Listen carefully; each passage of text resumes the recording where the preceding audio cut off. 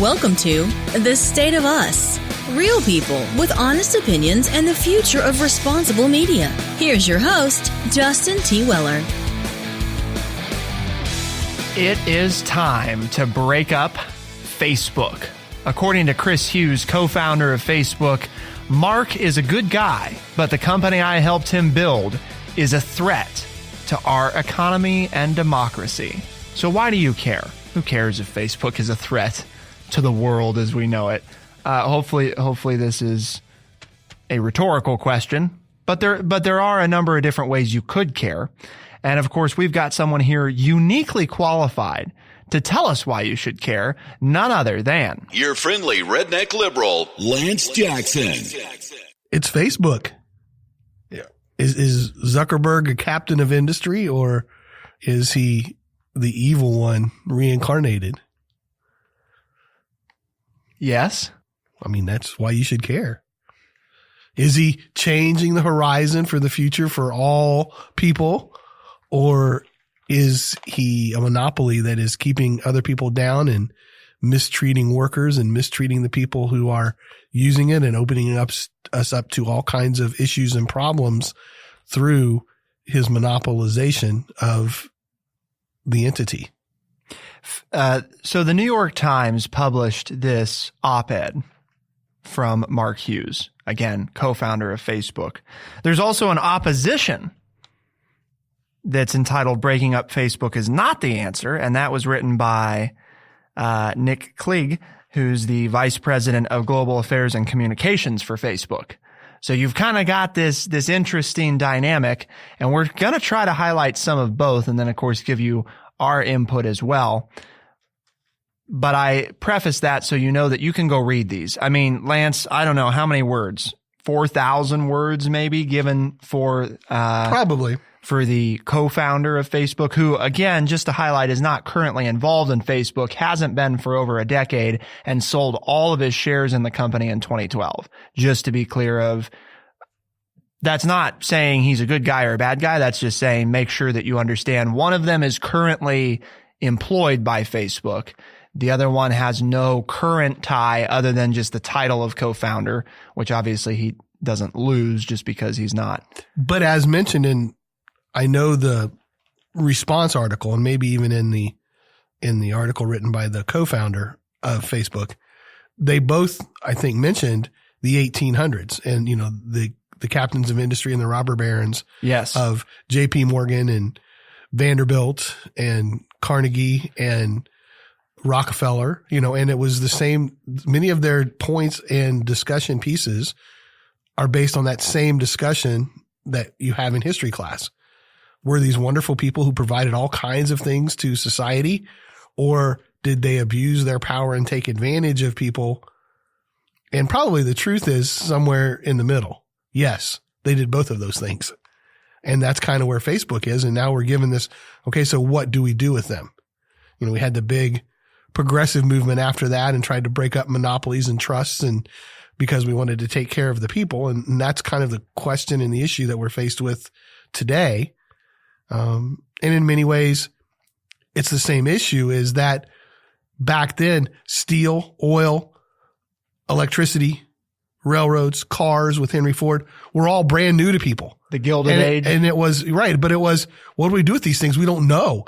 How do we sanction them? How do we control them when we don't even know what they're doing or where they're going to go or what the possibilities are? And I know that's hard for us today to think of, you know, electricity and oil and steel in that manner.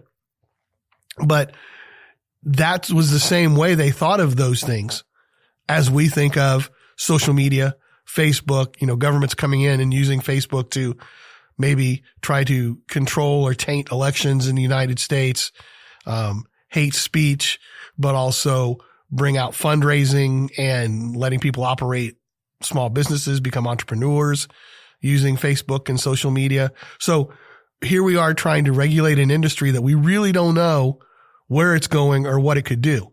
And that was the situation we faced, 150 years ago as well. The article actually explains, and this is the one by Chris Hughes, the co-founder of Facebook. He mentions the Gilded Age and that in 1890, Ohio Republican John Sherman said on the floor of Congress, quote, "If we will not endure a king as a political power, we should not endure a king over the production, transportation, and sale of any of the necessities of life. If we would not submit to an emperor, we should not submit to an autocrat of trade with power to prevent competition and to fix the price of any commodity." And that, of course, led to the Sherman Antitrust Act of 1890, which outlawed monopolies, which has been used over the years for the FTC to bring cases forward with the Justice Department against corporations that they feel violate this. The interesting thing from a historical standpoint is that starting in the 1970s, a small but dedicated group of economists, lawyers, and policymakers sowed the seeds of our cynicism. Over the next 40 years, they financed a network of think tanks, journals, social clubs, academic centers, and media outlets to teach an emerging generation that private interests should take precedence over public ones. Their gospel was simple. Free markets are dynamic and productive, while government is bureaucratic and ineffective.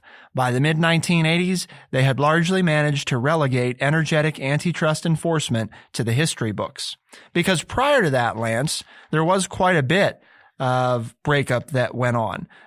You have all kinds of stuff. I mean, you mentioned a handful of them, but even, more recently, the AT&T breakup was a huge one. Up until the breakup of AT&T, basically, if you had phone service, it was AT&T, right? If you had a landline, that's who you had, because that was the only choice. Well, we talked about it with Ma Bell. I mean, it was Ma Bell. I remember that breakup, and it was one of the things I used to use in class, because when I would try to talk about monopolies in the late 1800s, I would ask kids, okay, well, how many different ways can you make a phone call now? And they start naming off, Sprint, AT&T, and and all the providers. And I'm like, okay, well, when I was your age, there was one. You wanted to use the phone, you paid Bell Telephone Company. That was it. That was the option. And the interesting point that I think is made is that these breakups haven't always, and in fact, more often than not, they've actually led to a positive benefit for shareholders. Historically, for example, you take AT&T, after the breakup, 10, 20 years later, the value of the various entities had over tripled. So think about that. Now you could say, well, maybe the value of AT&T would have also tripled. But the reality is that the more competition there is, typically the more innovation occurs. Typically. Okay. So in other words, it stands to reason that the less competition there is, the more centralized the power, the less innovation occurs. Well, why do I have to be innovative if I'm already making lots of money? Right. I mean, I don't have to change anything. Don't break the current system. Don't break it if it's right. The current system don't fix works it if it's not broken. So why do I spend money on Intel and on all this other, development when, hey, we're going well? What makes me do something is competition.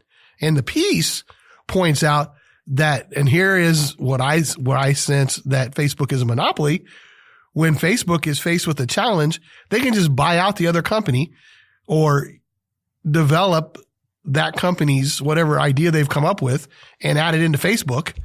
And then bam, they just overrun the competition. That is by what I always figured out was definition of a monopoly. So when they're challenged with something new, they just incorporate it or buy it out. Yep. If you can't beat it, copy it. If you can't copy it, buy it. Right. Right?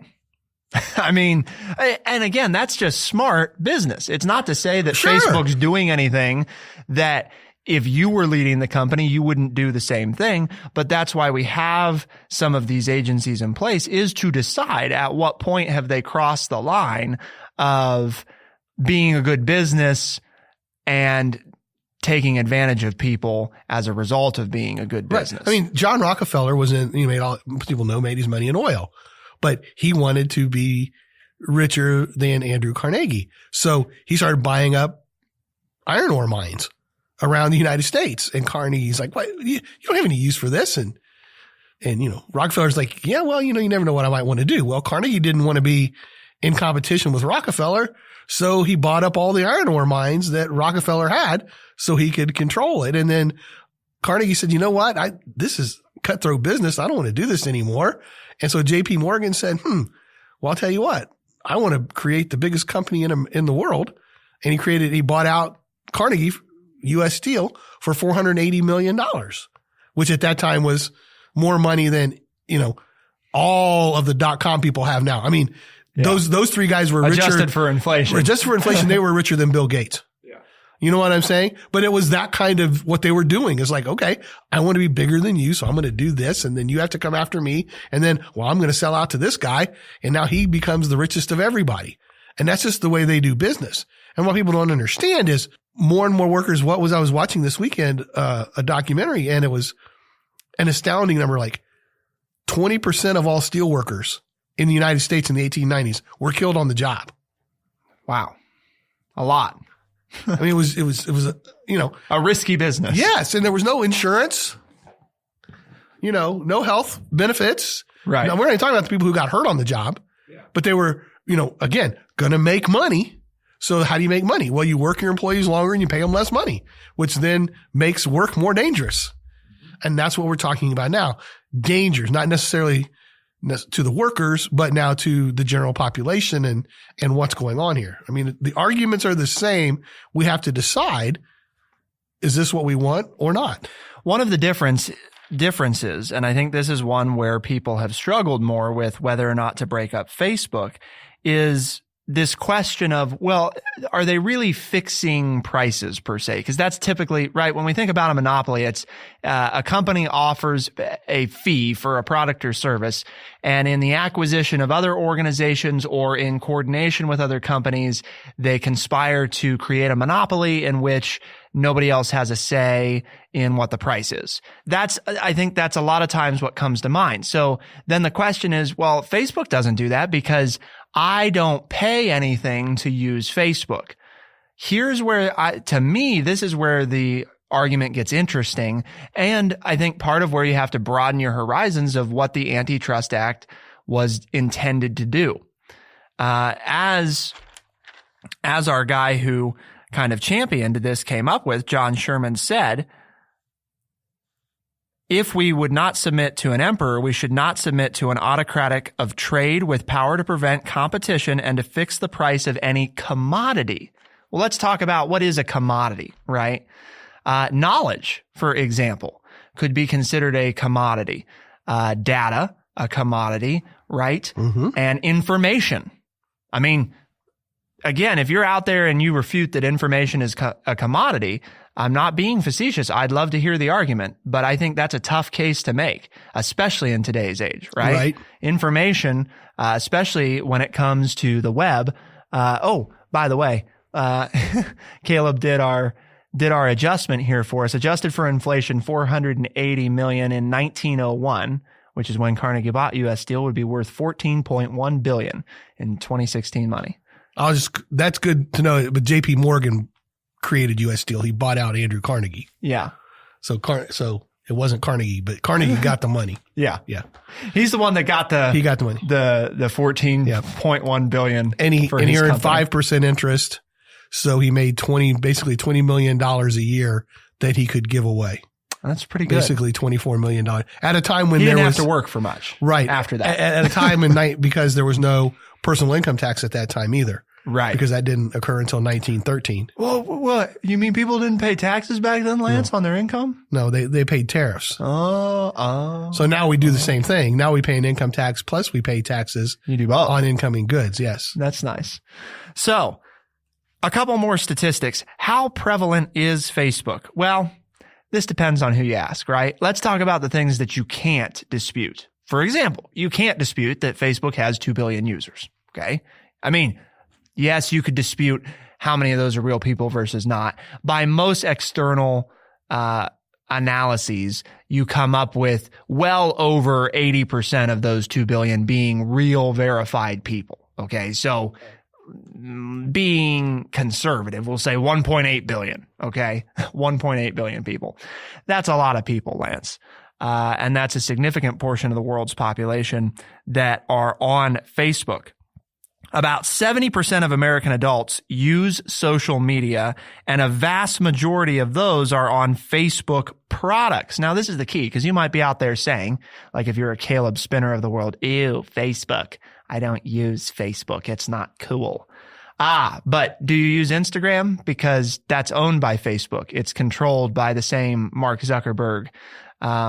So, do you use WhatsApp, which in parts of the U.S. is more popular, but it's more frequently used in a lot of other countries around the world because it's a free messaging service. So you may not be a fan of Facebook, but chances are one of the many products that Facebook either completely owns or has its hands on, you're making use of if you use social media. So that's important to note. Over 2/3 use the core site. In other words, of the people that use Facebook products, of those, 2/3 use the core site, 1/3 use Instagram, and 1/5 use WhatsApp. By contrast, fewer than 1/3 of the 70% of Americans who use social media, so fewer than 1/3 of those report using Pinterest, LinkedIn, or Snapchat. So you take the other big three, I think, that come to mind outside of Facebook's products, and fewer than 1/3 of Americans who use social media use those. So that leaves you 2/3, roughly, using a Facebook product. Again, whether that's the core site itself or one of those things like Instagram or WhatsApp. So just good to know, good to keep in mind. Right. They dominate the social media space. Whether or not it says Facebook on the app you're using doesn't mean that Facebook doesn't have a complete say over how it's used. Moreover, I think it's important to highlight too that the FTC is actually, Lance, they've tried to do some stuff with Facebook before. Yes. Okay.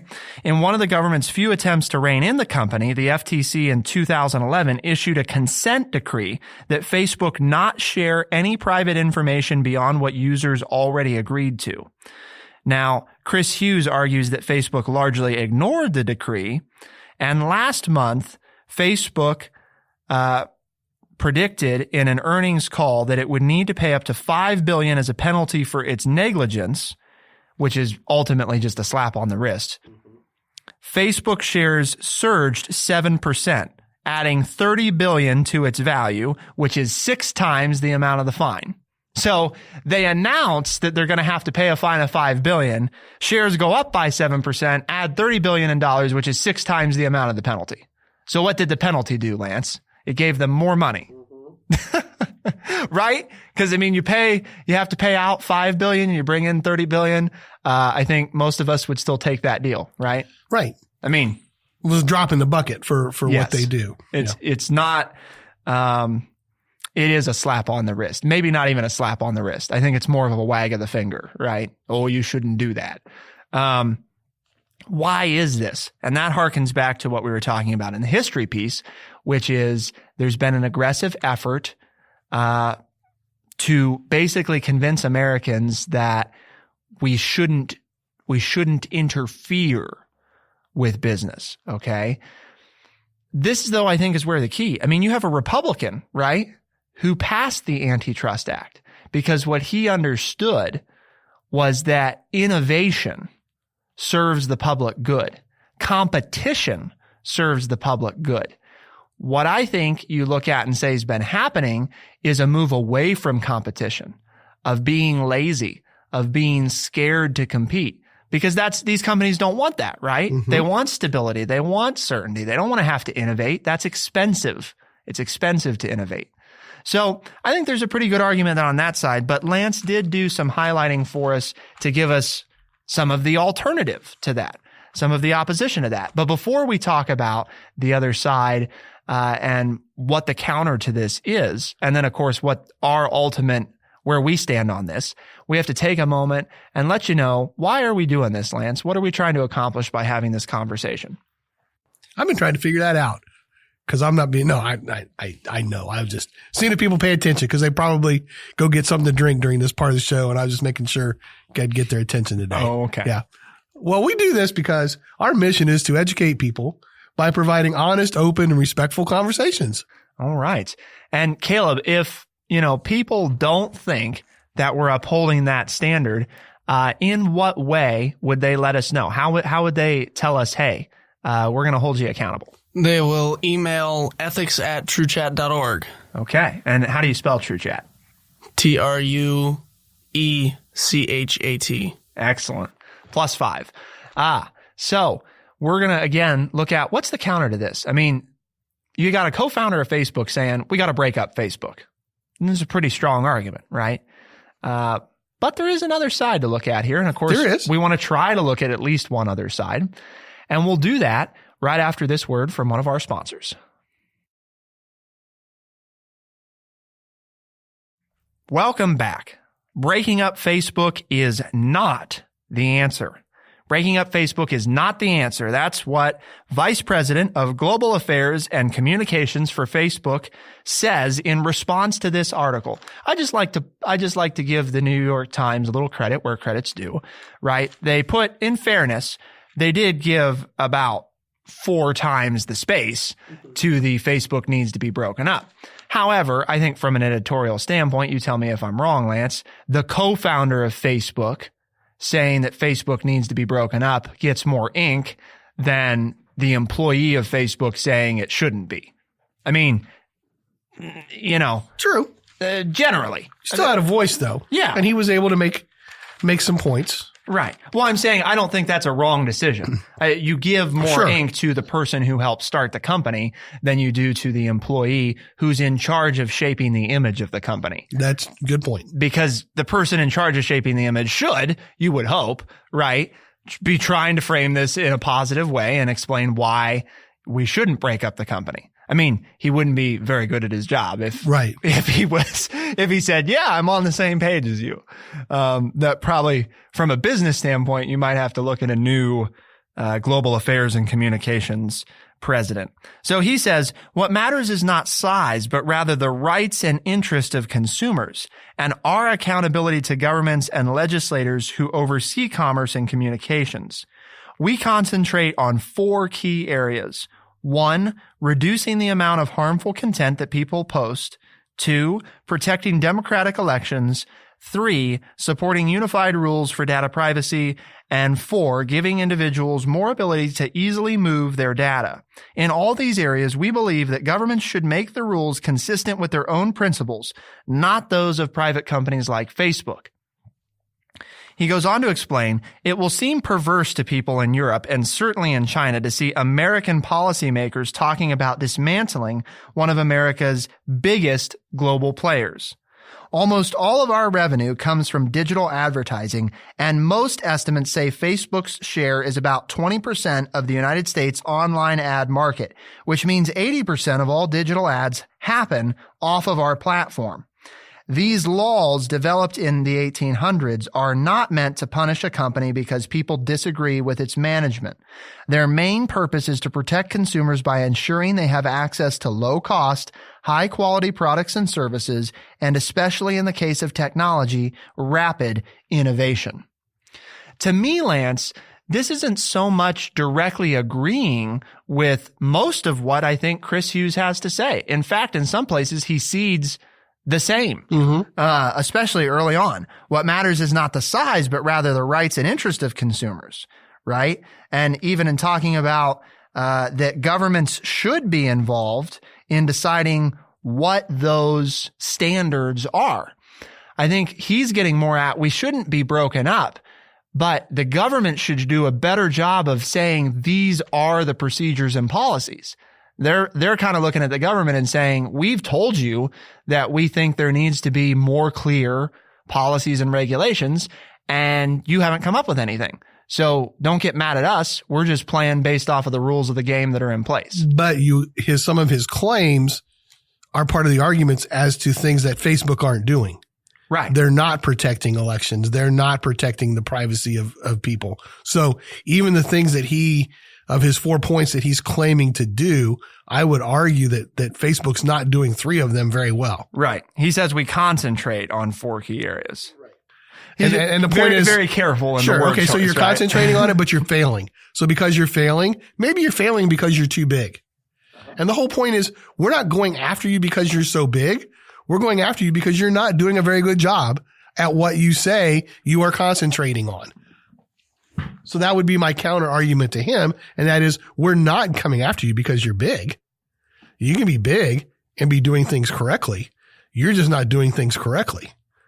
So, but he has a point in that you have to look to the government, and Zuckerberg, as pointed out in the co-founders article, did a nice job of portraying how, because I know you were very frustrated about the ineptness of the older white male mentality of Congress, of the Senate that talked to him, that they didn't even seem to understand.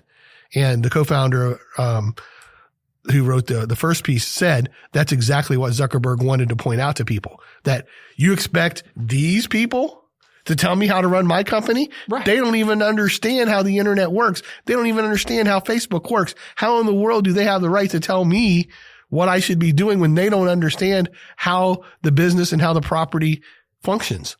So again, an owner of something that is breaking, that is ahead of the curve, so to speak, knows more than the politicians. Well, that was the case also during the Gilded Age. And Congress said, okay, so maybe you do know more than us, but this still isn't a good idea. So you don't want to let those people who are the wealthy rich dictate the argument.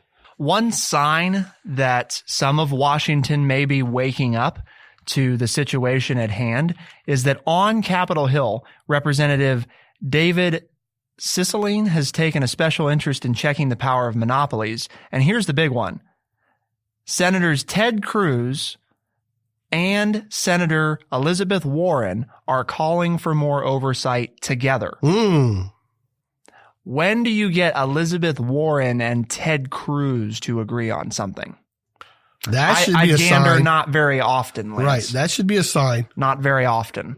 For those of you who may not be as familiar, Ted Cruz, I would say, and we've got supposedly a conservative producer, supposedly, so he can speak up if he disagrees with this. But I would typically put Ted Cruz on the very far right spectrum, Lance. Oh, yeah. I mean, right. And I would put Elizabeth Warren in the pretty far left camp most of the time. I mean, wouldn't you say that Ted Cruz is part of the Tea Party? Yes. Movement? I mean, was one of the organizers of the Tea Party movement. Yeah. And Elizabeth Warren would be left leaning at best. And many people would say is part of the socialist conversation. Correct. They're trying to put her in that camp anyway with her presidential run that she's currently making. So very far apart on the spectrum. You couldn't probably get two people that are further apart. And when those two are calling for more oversight of Facebook, again, it should make you sit up and take notice that maybe this is a situation that deems a little more reading on your part. And if Congress, if they don't have the right people, maybe Elizabeth Warren and Ted Cruz aren't knowledgeable enough to do this. As Lance said, one of the things that I was so upset about is in the questioning of Zuckerberg, part of what made him look like the big winner is that you had our lawmakers making fools of themselves. For anybody who actually does understand how some of this works, or even has a cursory understanding of how this works, they seemed inept at best, most of them. Not all of them. There were some that actually had some good questions, but there were many of them who seemed completely incapable of even understanding. Well, I shouldn't say incapable, but that they had no idea of what Facebook really was or how it worked. Right. They were out of their league. Yeah. And to me, that is part of where Facebook's argument is still stronger at the moment is, we don't want you to regulate this because you don't know what you're doing. So they play that up by continuing to call on Washington to regulate it. And we keep watching as Washington fails to do anything about it. I would say Congress needs to accept what they don't know, right?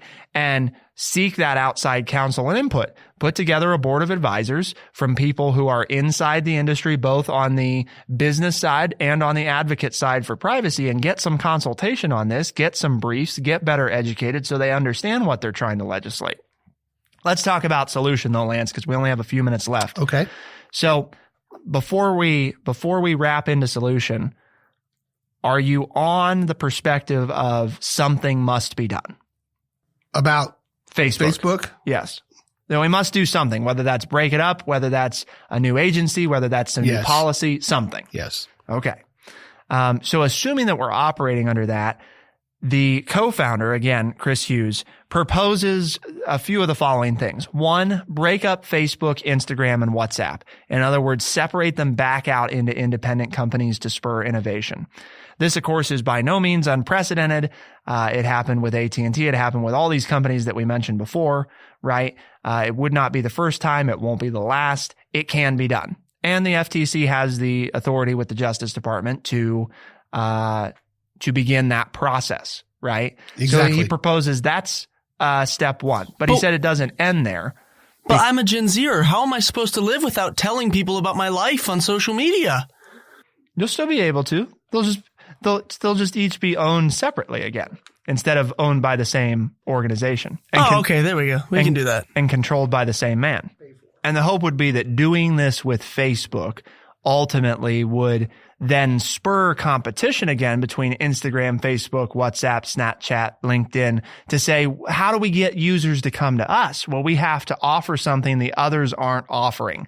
So it forces that innovation again of, well, what are we going to offer that they don't? And maybe that's better privacy standards. Maybe that's a new feature, a new content feature of some kind. We don't know. The point is that you get more of that when there's more competition. Facebook acquired the competition, so therefore there's no competition. The second thing he advocates is that an agency needs to be created that is specifically in charge of basically technology, internet communication. Okay. So that sphere of industry, because we don't have anything in the government that's really been designed for this era. And part of his point is, the FTC has powers to oversee this stuff, and they should continue to oversee some of this. But that goes back to what I was mentioning before, which is you have to have people qualified who understand this stuff to be at least part of that conversation. You don't just want to trust, I don't want to just trust the Justice Department and the FTC to have a good grasp on how they should handle a breakup, for example, because I think they could do things that are unfair and that go beyond what's necessary if they don't have, or not go far enough, right? If they don't really have a good understanding of just how pervasive Facebook is. So that's what the court system will do. Right. Because no matter what they do, it's going to be challenged in court. Yes. So I don't think we need to create a new entity. I think we use what we have and then they can fight it out in the court system, because that's what the Bell Telephone Company did. They fought for years in the court system to get what they thought was a fair ruling. So I'm not all for a new. So I disagree with you there. I don't think we need to create something new. Well, I wasn't saying I thought that. Oh, okay. That was, and Chris Hughes thinks you break them up and then you also create this new. So quickly, what do you feel about that? Because I don't think you need to create a new entity. So you're just for break them up. Well, I think we have. And follow the process. We have the things already in existence. We don't have to recreate the wheel. My initial thought was maybe not a whole new agency, but in existing structures, you look at adding departments or positions that have a specialty in these areas, or expanding the ones that already exist. Because again, somebody like an advisory board to Congress on this type of stuff who actually are experts and understand it, to me, that's important because information is power. And if our lawmakers don't have the information they need to make these decisions, then there's not much hope they'll make them, no matter how hard we push them. Or we push them so hard and they make a rash decision and they kneecap one of America's most successful companies, and then China steps in and takes the place. I mean, there's all these things that go into it, right? It's not just as simple as saying, oh, well, we'll just break them up and everything will be fine. They do have to take some considerations about how the breakup proceeds, what happens to the shareholders. And some of that has to be determined with a nuance of understanding that they can only have if there's people there who can help them understand the implications of what they're doing. So to me, it's probably not a whole new organization or agency inside the government. It's putting in place modern components of existing organizations and departments so that they can more effectively function in cases like this. Did that answer your question, Lance? You did. Okay. So we kind of disagree. So those of you listening out there need to let us know, because I don't think we need that. I think the court system will take care of cutting anybody off at the knees, but you think that we need to.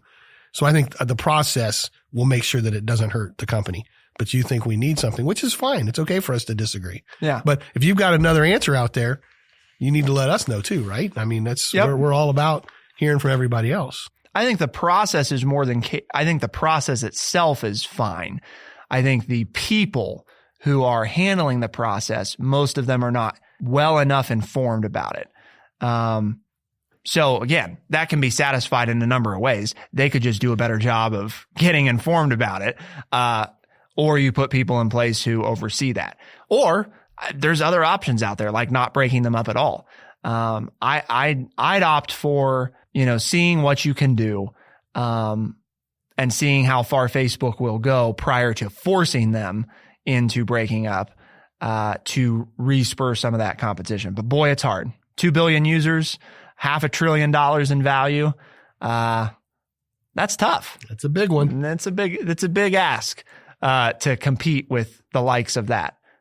On that note, though, let us know your thoughts at TrueChat.org, at TrueChat.org, Facebook, Twitter, and more. And Lance, we've challenged people to tune in this year, right? Mm-hmm. Bring listeners in. So maybe you've been listening to us for all 7+ years, all 700+ episodes. That's great if you have. We're so happy that you've chosen to spend that time with us. But we need to always diversify our opinions and bring more thoughts to the table. And the only way that happens is if you bring us more listeners. So what ways can new people tune in, Lance? Well, they can use Stitcher, Spotify, Apple Podcasts, or anywhere else fine podcasts are found. For The State of Us on TrueChat in Urbana, I'm Justin T. Weller. And I'm Lance Jackson. Thank you so much for tuning in. We'll see you next time. Be the change.